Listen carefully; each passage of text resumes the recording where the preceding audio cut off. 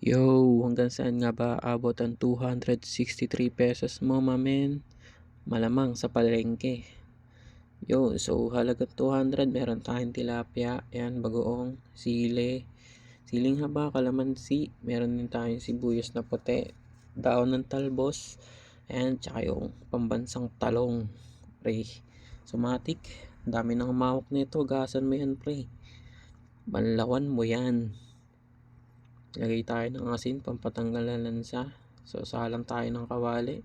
Lagyan mo ng unting-unting mantika, mga isang bote. Ayan, so after mo malagay yung isang bote, salang mo na yung walang kamatayang tilapia. Mamamatay kaya yun dyan, pre? Yun o, parang malabo. So, habang nakasalang yun, prepare natin yung gulay natin. Slice tayo ng talong. Bahala ka na ulit kung anong trip ng slice gusto mo. So, sunod natin yung talbos.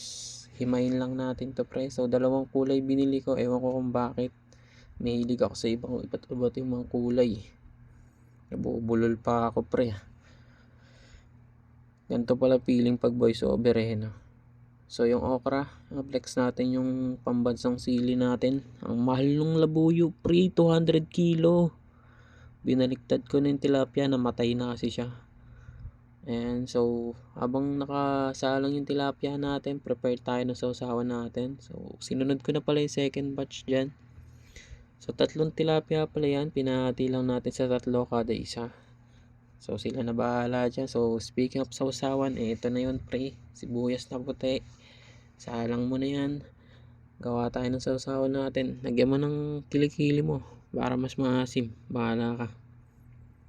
So, kalamansi, yung siling haba, dito ka na isasalang. Wala naman kasing labuyo, ang mahal. Di kaya ng bulsa. So, ayan, lagay lang tayo pampalasa, Ajinomoto, asin. Baka naman. Lagyan mo ng brown sugar. Paminta, pre. Siyempre, wag mo kakalimutan yan. Yun. Lagay mo ng kilikili mo. So, suka, napili natin. So, haluin mo, siyempre. Para kumapit. Uy, plinex pa, oh. Kala mo talaga, eh. So, next na gagawin natin, pe-prepare ko na rin yung gagamitin kong panggisa dun sa bagoong natin. So, sibuyas na puti uli. Naglagay ako ng luya. Nakalimutan ko kasi bumili ng bawang. Nakalimutan daw. Wala lang natira sa pera. So, yun. So, slice ko na yung luya. Prepare ko na rin yung bagoong. Igigisa natin yan, pre. Para kahit paano magkalasa ng onte. Alam mo yun. Pang mangga sana yan. So, wala kasi masyadong mangga ngayon. Tapos na nga pala yung walang kamatayang tilapia. Ayan. Nagpahinga na sila, pre. Sunod na natin tong talong mo. Salang na natin lahat yan, syempre. So, perfect combination yan, pre. Isda, gulay, panis. Lalamon ka talaga nang wala sa oras. So, after nung gulay natin, talong natin, sinunod ko na din yung natin. Sibuyas, bawang.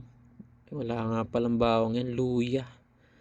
Yan, gisa na natin yung bagoong natin. So, pampalasa uli. Gamit na gamit na.